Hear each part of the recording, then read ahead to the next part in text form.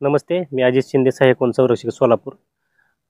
नारी आणि कारी या परिसरामध्ये वाघाचा वावर आहे. शेतकऱ्यांना प्रत्यक्षदर्शी दिसलेला आहे आणि आमच्या ट्रॅप कॅमेऱ्यामध्ये तो दिसलेला आहे. त्या परिसरातील नागरिकांना मी एक विनंती करतो आणि एक आव्हान करू इच्छितो की जो वाघ आहे तो ट्रान्झिट फेजमधला आहे. तो यवतमाळच्या टिपेश्वरपासून जवळजवळ 400 ते 450 किलोमीटर अंतर कापून आपल्या या परिसरामध्ये आलेला आहे आणि तो एडशीच्या जंगलात राहून तो पुढं त्याचा मार्ग शोधण्यासाठी पुढे निघत आहे.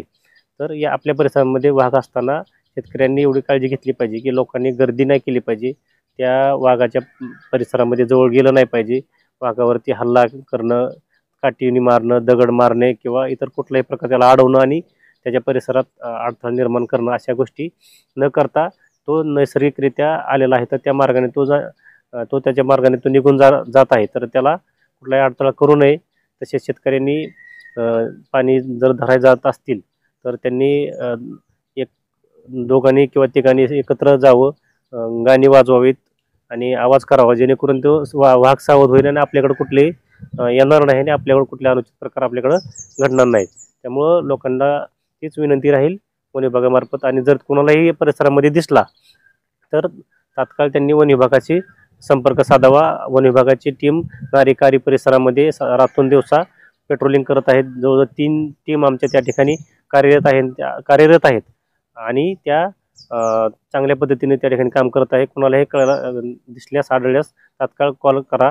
आमची टीम ड्रोन मार्फतही त्याचा मागोवा घेत आहे. त्यामुळं निश्चिंत राहावा. फक्त दिसला कोणाला तर त्याच्या जवळ जाऊ नका, गर्दी करू नका, गडबड करू नका, गोंधळ घालू नका, अतिउत्साहपणा दाखवू नका. तो हिंस्त्र प्राणी आहे. तो कधीही आपल्यावरती अटॅक करू शकतो. जर आपण मॉबने जर गेलो तर तो एका वेळेस भरपूर माणसांना जखमी करू शकतो. त्यामुळं तीच काळजी घ्यावी, हीच विनंती. तुम्हाला वरतून काही आदेश आलेत का वाघाला पकडण्या संदर्भातले?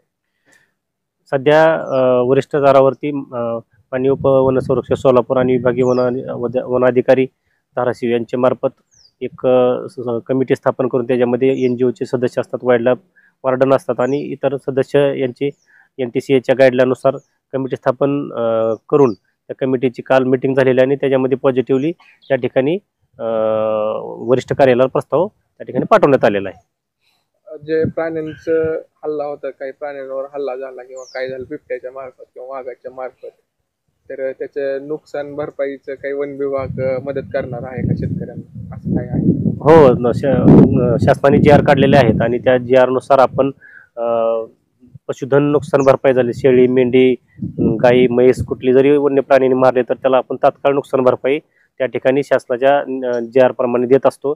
तसेच जर समजा जंगली वन्य प्राण्यांपासून पिकाचं नुकसान झालं तरी सुद्धा त्याचं नुकसान भरपाई आपण त्या ठिकाणी शेतकऱ्यांना देत असतो. शेतकऱ्याचं कुठलंही नुकसान वन्य प्राण्यांनी केलं तरी वन विभागामार्फत त्यांना ते नुकसान भरपाई दिली जाते आणि शेतकऱ्याचं कोणतंही नुकसान होणार नाही याची काळजी वन विभाग आणि शासनाने घेतलेली आहे.